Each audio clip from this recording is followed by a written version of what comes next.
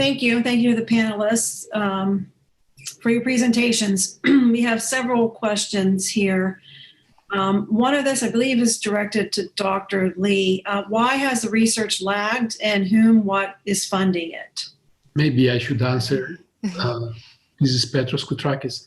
The research was funded by the Environmental Protection Agency. We have the Harvard MIT Center on Air and Energy, ACE, or Climate and Energy. So that was the way this was funded. And what was the first part of the question again, please? Why has the research lagged? Well, I don't think actually, I do not consider myself an expert in this area, but I think over the years, there are many papers, especially on health effects, which have been published. So I think there is research, of course, for political reasons. The last 4 years, there is some kind of lack of funding for this area, but hopefully, I think people will continue doing research. And I think also they have, some of the studies which were published, they were funded by the National Institutes of Environmental Health Science. So. Yeah, and I'd like to add to that. I think, in general, it may seem like the pace of research is so slow because community members, impacted populations want answers, but research is slow. Unfortunately, it's difficult to mobilize all the resources, and funding has certainly been an issue. But it does take time to understand the problem, design a proper study, collect all the data, analyze it, which I could appreciate why it might seem like it's lagging. But if I guess the first unconventional oil and gas wells were drilled around 2005, 2006, and then it is true that some of the first health studies didn't come out until 2013, 2014, and that's kind of the scientific process. Yeah, sure is. Okay, the next question here for Dr. Lee. The association of air radioactivity with things like blood pressure, lung function, inflammation was a little surprising compared to things we traditionally link to radioactive, like cancer, genotoxicity, etc. Are those studies controlled well for other exposures or other co-pollutants? You. For me? Yeah, for you, Dr. Lee. Go ahead, and I will also add. Okay, thank you for backing me. Yeah. Firstly, we are talking, the big difference between our health effect and the previously you mentioned that is we are talking about the short-term effect. We are talking about long-term effect. And we are talking about the particle, the particle radioactivity is a little different from the radioactivity, just like nuclear waste. We're talking about, the radon decay product can get attached to the particle, to the PM2.5. Actually, we're talking about a characteristic of PM2.5. And when we inhale that PM2.5, we also inhale the particle radioactivity. Because the size of PM2.5, they can have, they can be pretty harmful, and they can serve as a medium to take the decay product radon to our blood system, and they can cause some different health outcomes. Petrus, do you want to ask? Well, over the last 4 years, we have initiated a new research area which deals with the radioactivity of ambient particles. And actually, we have 4 workshops sponsored by EPA. The second is Thursday at 10 o'clock is open to public, and the third and fourth will be the following every 15 days, the same time and day. So this area really has studied the non-cancerous effects of radiations. So it is a new area, and which really has demonstrated that radiation is not just responsible for cancer, which is as a result of a long-term exposure, but also is responsible for the effects we find that they are typical of air pollution, like cardiovascular mortality, blood pressure, cardiac function, inflammation, all that stuff. So we do really expect that in areas with where the exposures to fracking are high, to observe these effects that they are typical of the ambient air pollution as we have studied in the past. Okay, thank you. We're just going to stick with questions for you. There's 3 more here from our audience. The next one is, could you, no, 1, 2, there's 4 more, sorry. On uranium mobilization, what are the fracking conditions that promote uranium mobilization from the shale? I have heard much more about the mobilization of thorium and uranium progeny, but not as much as uranium itself. Are there any studies assessing uranium mobilization? That's Longshan can answer this question, but the uranium is the grandparent of radon. What happens, the uranium as it's mobilized in the shale, then it's converted to radium-226, and that generates radon. So by the time that the extraction happens, radon exists inside the gases that they leave. So that's where the radioactivity comes from. It's not just uranium, but it's uranium, radium, and radon, and then the progeny of radon, which is the particle radioactivity. But Longshan knows a little bit about the literature about the mobilization of uranium, so you might want to add something. Yep.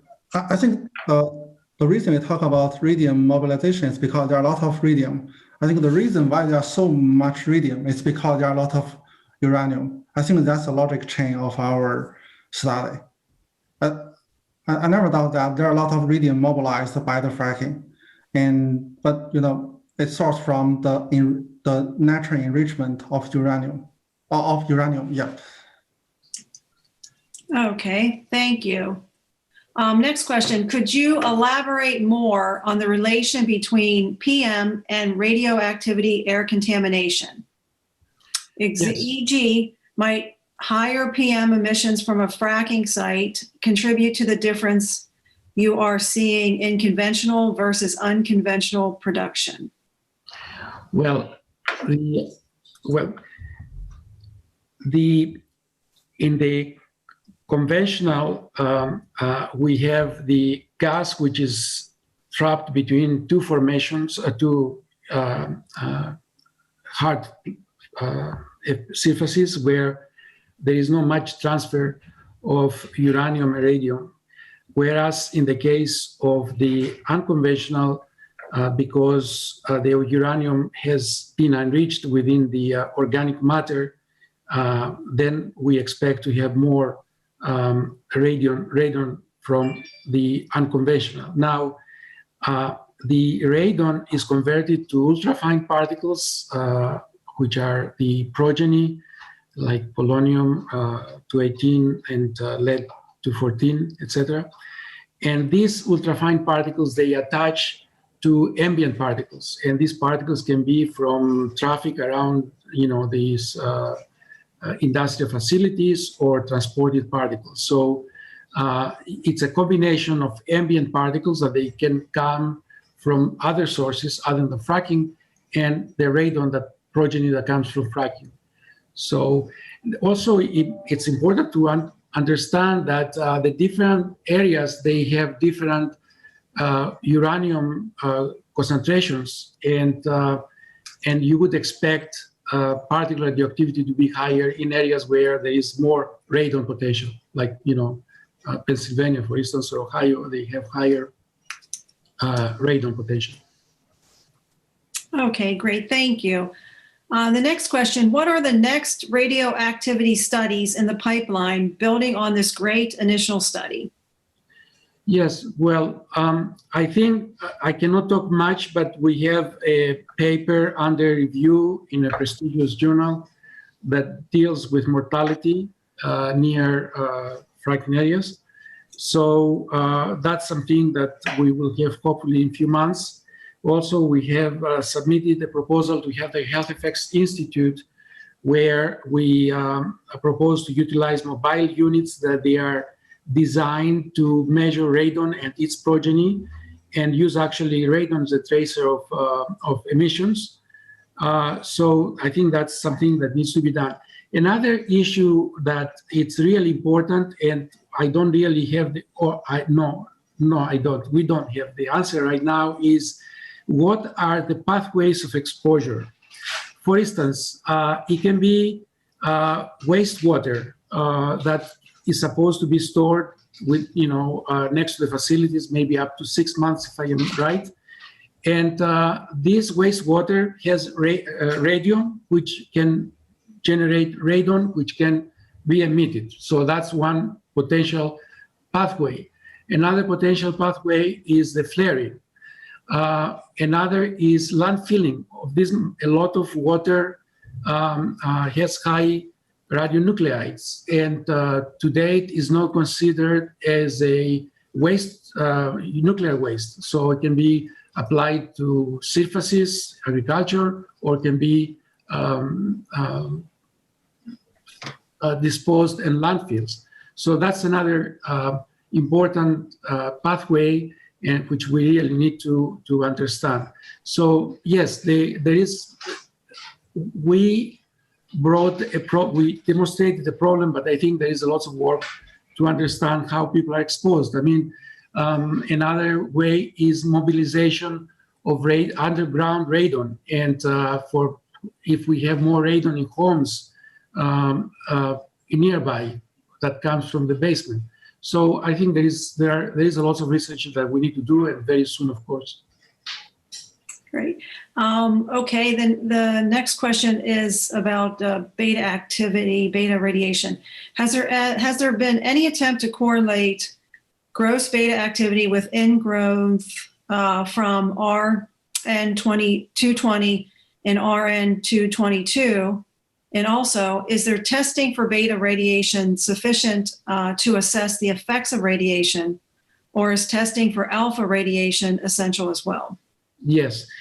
Well, sometimes scientists, they do research under the lamppost because that's where the light is. So we had to use the data that exists, which is gross beta activity and some of the radionuclides from the radiation network of EPA.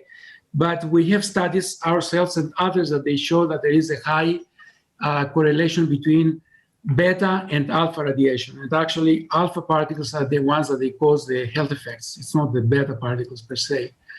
And also there are studies, and we're about to publish one of them, where they show a very strong correlation between radon and thoron. Thoron is another gas, and lead-210, which is a progeny. So there is no doubt that at the absence of any kind of nuclear accidents or terrorist activities, the majority of alpha and beta gross radiation is related to radon, whether that's near a fracking area or inside a house or in a regional pollution plume. So we're pretty sure about that, actually.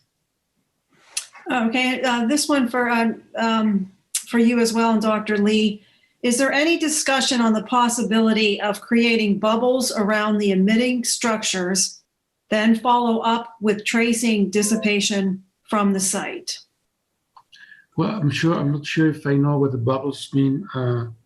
You mean like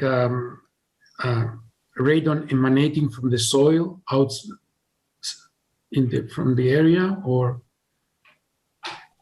From the audience member, she states, it makes sense to me to recognize what is being emitted from the source, then follow the dissipation, then try to identify it after the fact. I'm not sure. I want to add something here. we need to also to understand that these problems are not imminent. And if we understand how this radiation is emitted, there are many things we can do. We can control emissions, we can treat wastewater, there are exhaust valves in the transfer stations. There are many areas where this radioactivity radon can come out, and that can be controlled. So I don't want to give the impression that this is a problem that cannot be solved. It's just we need to have the understanding, the good science understanding, and the will of politicians and agencies to develop the regulations in order to mitigate the problem. So that's something important to know. And also, we don't want to scare people. These levels are on the order of the levels we observe in ambient air, maybe a little bit higher, as Longshan said. So it's not like there is a crisis, but definitely there is a problem that needs to be addressed. Definitely there is an extra risk that needs to be mitigated, but we don't want to give the impression that people live next to a nuclear power plant and they have to move tomorrow. So I hope we really don't scare people. Okay, great. Then moving on then to, we have one more question and we'll move on to Dr. Johnson. Radiation is a leachant that is transferred to water treatment plant. Does it remain with the leachant, or does it participate as it is transferred from place to place? Well, I mean, the radiation, the one we're talking about, which is like lead-210, has a half-life of 20 years. So if you throw the wastewater in landfill, it will take 200 years for that radiation to dissipate, and of course it will generate other radiation. So it's not something that evaporates, it's not something that goes away or decomposes like organic. It's something which stays around for a while. So that's the reason everything which is considered as a radioactive waste needs to be disposed properly in order to mitigate its effects. Great, thank you. And Dr. Johnson, there's a question here for you as well. There wasn't substantial flaring in the Marcellus Utica shale play. That is a question. Yeah, so using the satellite-based images, we don't see the same intensity of flaring in the Marcellus Shale compared to what we see in Texas or North Dakota. But we do observe, some flaring. It's just not to the same level. But I would be interested in getting community observations to see how well that correlates to what you have seen. Okay, great. And this is from a USC alumnus who says, "Fight on." And the question is there any further literature that looks at the environmental justice nature of flaring? What type of costs in terms of environmental and public health have these already struggling communities had to incur? Sure. So I encourage you to listen to the next section, because I believe my colleague Laura Cushing is going to talk a little bit more in detail about this. But we have looked specifically in the Eagle Ford Shale around flaring and see disproportionate exposures to flaring among Latinx communities. But we don't see sort of unequal exposure to the actual drilling wells. So it suggests that potentially near communities of colors, the regulations are less stringent, both in terms of flaring, and then prior work we had looked at disposal wells and found that disposal wells in South Texas are disproportionately sited near communities of color. But those exposures, coupled with rural populations and limited access to healthcare, as well as higher prevalence of pre-existing conditions, can make these communities more vulnerable to the impacts of flaring. Yeah, sure can. Another question, where have the flaring studies you referenced been published? So we've published in Environmental Science and Technology and Environmental Health Perspectives, and I can put the links to those publications in the chat if folks are interested. Well, that'll be great. Thank you. And I believe that is all the questions that we have from the chat. I have a couple of questions I could ask Dr. Johnston. One was, one advantage you cited for your research is that you're relying on this objective data rather than industry reported data.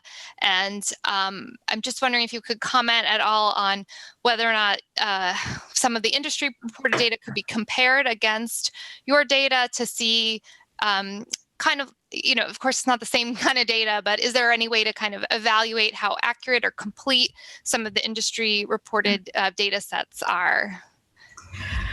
So there were some other colleagues from, I believe, Texas A&M that tried to look at this a little bit more specifically, and looking at the commission in Texas that regulates oil and gas extraction and flaring, and sort of found that they think it's really underreported compared to monitoring data and some other sources that they've looked at.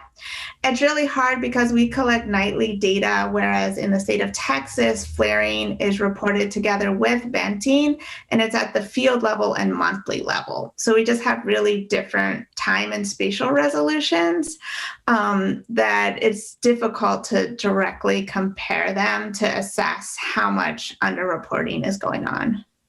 Okay, thank you. That's really helpful. Oh, sorry, was someone else speaking? Oh, I'm sorry. I have one more question Okay. for Dr. Johnson when you're finished. Okay, I have another one too, but it's kind of a bigger one. So why don't you go and then I'll join in. Okay. In Jackson County, Colorado, 83% of natural gas produced is vented or flared. Has the satellite info looked at Jackson County, Colorado? And if so, what was found? So this satellite covers the whole globe. So there's information about Jackson County. I cannot specifically speak to it. I know we assessed the whole state of Colorado and found that there was about 8,000 flares in maybe a 5-year period. So it didn't have kind of the same intensity as some of the other shale plays we looked at. But venting won't get picked up by the satellite. It's only the high temperature combustion. So unfortunately, this cannot help quantify the venting. Thank you.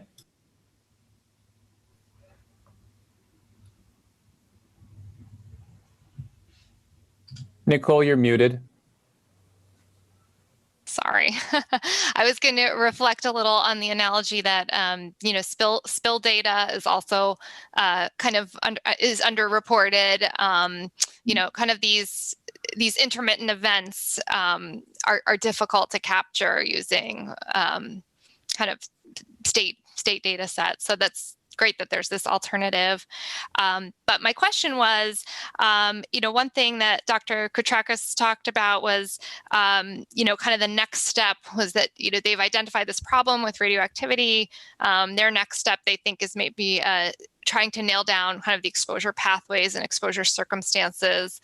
And so I thought I'd pose the question to you, kind of how do you want to take this work, or what are some of the next steps in this type of flaring research?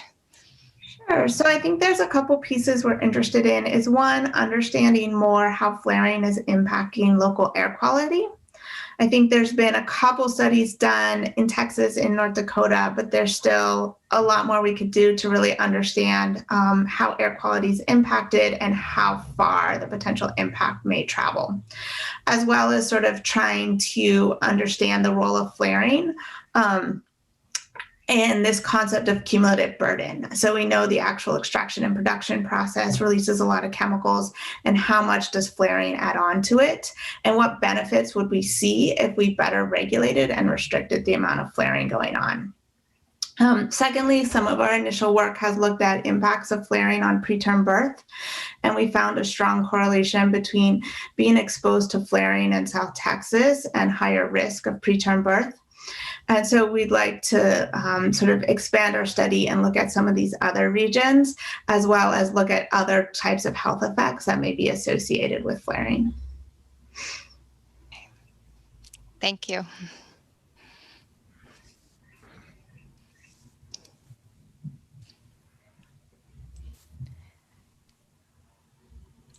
So Chris, are there other questions for Dr. Johnston or Dr. Lee that we may have missed?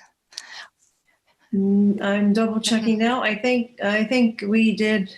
And I would encourage the audience to, we do have a little more time, so Okay. welcome more questions from the audience. There's one that just came in here. What actions should people living downwind do to reduce their exposures? Petrus? Yeah, well, it depends. Assuming that the exposures are particulate directly from the operations or from traffic, the best way to do is to keep your house closed. I think one easy way to reduce particulate levels inside your house is to use an air cleaner. These days, you go to Home Depot and you can get a nice air cleaner for $300 and you can use it. So that's a good way. Measure the radon in the basement, and if there is radon, use a mitigation system, which is not expensive, carefree, and very effective.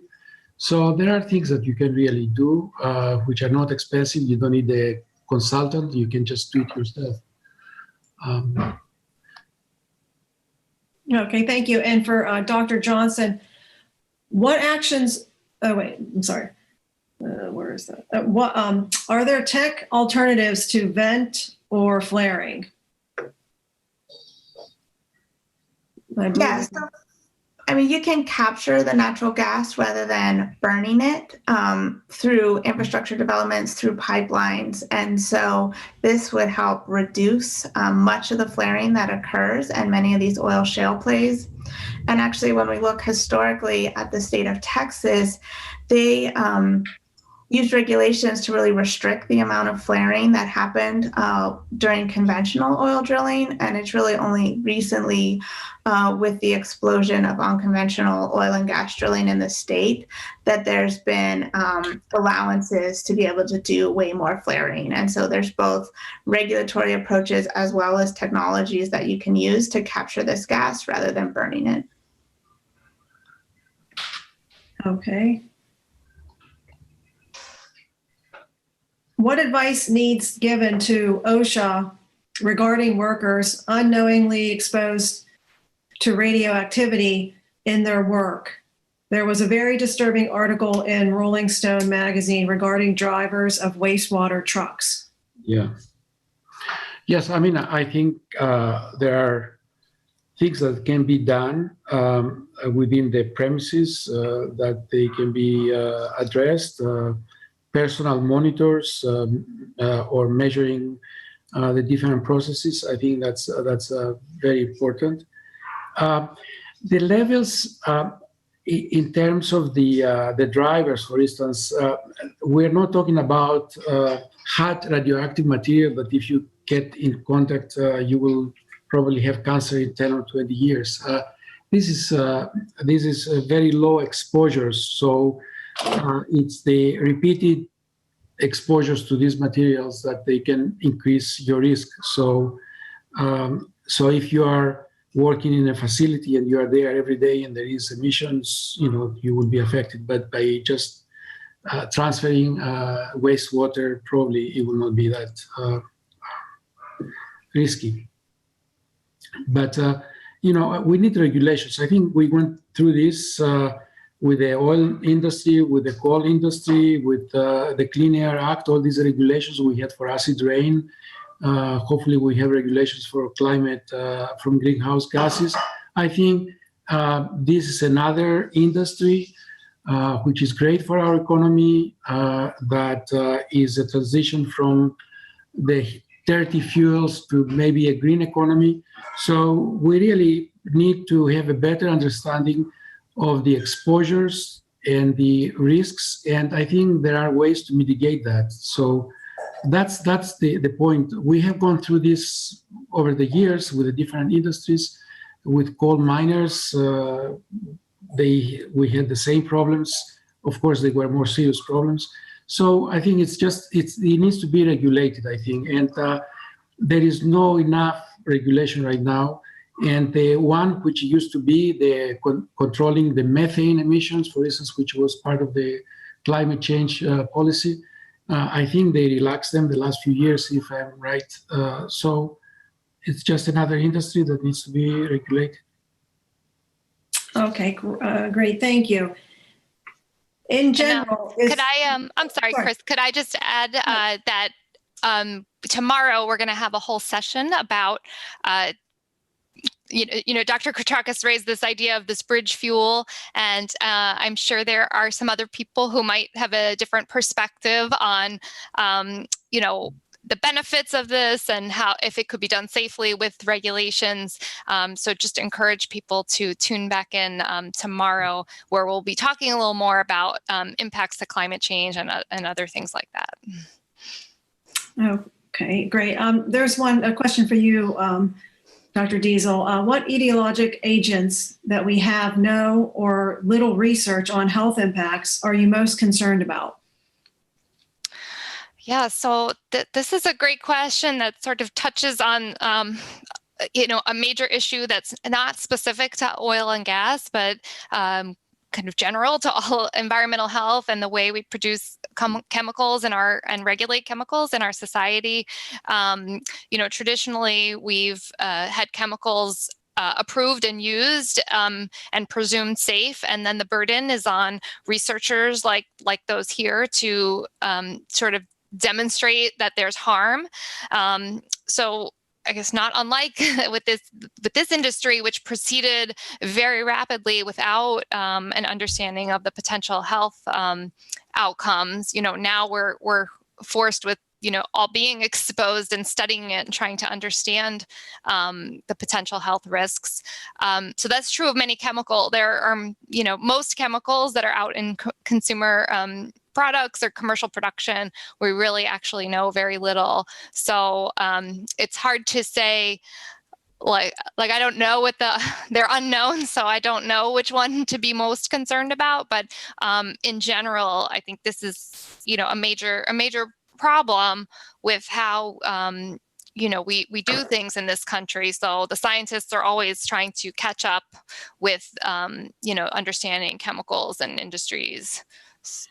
May I make a clarification, which I think is essential?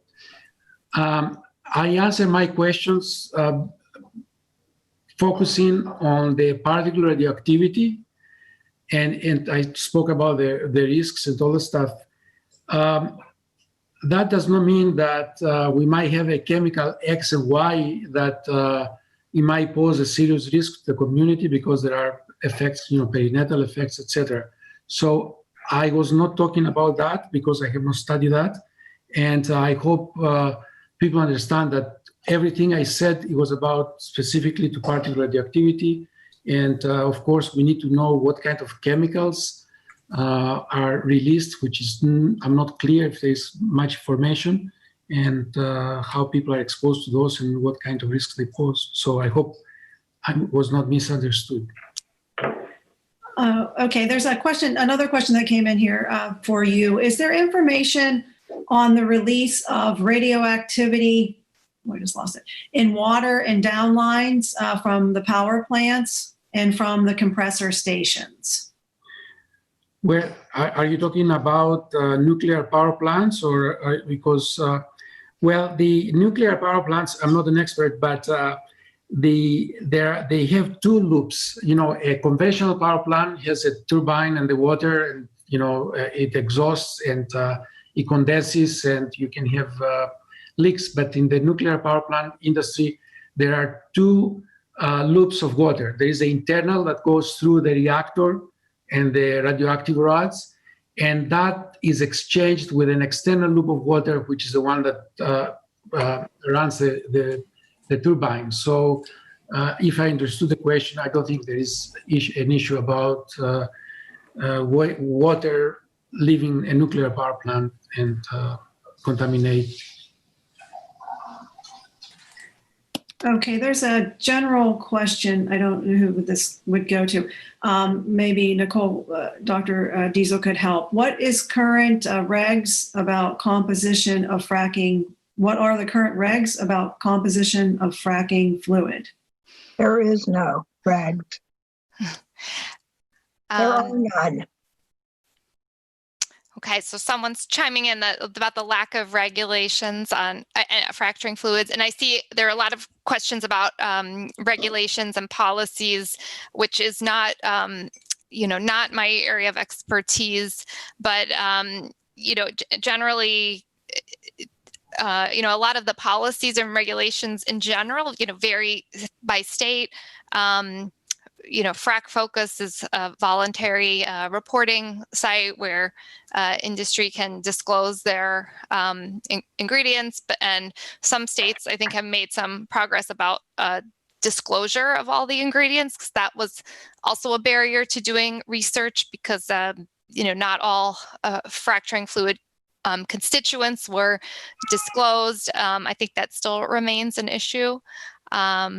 But yeah, I'm not familiar with any particular regulations on the fracturing fluids. And it sounds like another panelist or audience member agrees with that. And I don't know if anyone else has some other information. I do. Would you? Oh. Okay. Well, you need to put your question in the chat and mute yourself, please. If you could put your question in the chat. I have a couple more questions here, and we have just a few more minutes. So please put that in the chat. Are you aware of any research on air pollution related to fracking and possibly particle radioactivity related to landfills accepting fracking waste? Yeah, I think there's a single study about other radionuclides in the leach water from the landfill, but actually we don't have the data. I think that's the most important. We don't know which landfill is accepting drilling cut. If you know that, that can solve the problem, I think. Okay, thank you. To follow up on that question, on the question regarding regs, does anyone know if individual municipalities decide on how to dispose of the waste stream from the fracking process? Does it typically go into the landfill? Well, I guess the wastewater goes to municipal, of course, if they accept it. And also there are some applications on soil. And that Rolling Stone report you mentioned before had some discussions about what they do with the wastewater. If I understand the regulations, they have 6 months to keep the wastewater within the premises. And of course, there is evaporation during that time and radon going out. But imagine that you have a large field and you work on in one well now and then in another well a few months later, etc. So basically, in that way, if you have successive uses of wells, you can keep the wastewater as long it takes to use up the field. So the wastewater can exist there for more than 6 months, in other words. Great, thank you. I just remind people that in the chat, there are a lot of useful links that people are sharing that can further answer some of your questions and some of the generalities. We're getting to more general areas. So I'm going to turn it over to Nicole. Okay, great. Yes, I think this was, an excellent session where we heard from two research groups taking different approaches to really try to move the science forward in understanding, two aspects of the industry, the radioactivity and the flaring, and how that might lead to exposures in the communities and downstream health outcomes. I think it was great to see all the questions in the chat and all these links and resources being shared. So I think that's really useful sharing of information. So I hope that everyone got a lot out of this session. I know I did on exposure science. And I think we can close the session, and I'll direct it back to Chris with any instructions about the break and when to tune back in. Thank you to the speakers. Oh, thank you. And thank you to all of our speakers and presenters today.